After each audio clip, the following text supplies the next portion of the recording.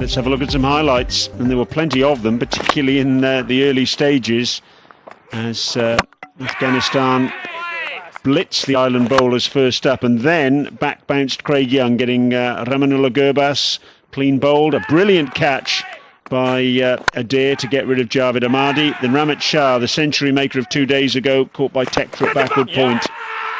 That was good. Hashmatullah Shahidi caught by Balbirnie off McBride in the midst of an outstanding spell from the off-spinner.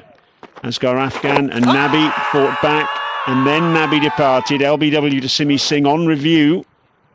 Very good decision by the Irish to take that one upstairs. That was 117 for 5 in the 27th over. Asghar Afghan, well, he hit one over the leg side, as indeed did Gulbadine.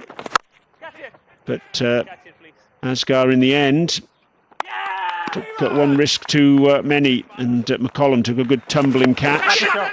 That was the second ball that Najibullah faced, and that was Tector's first wicket in international cricket, a delayed decision.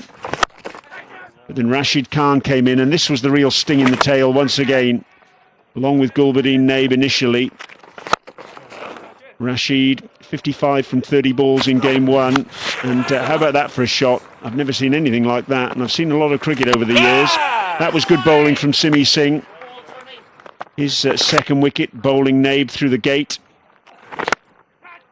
Still Afghanistan pressed on.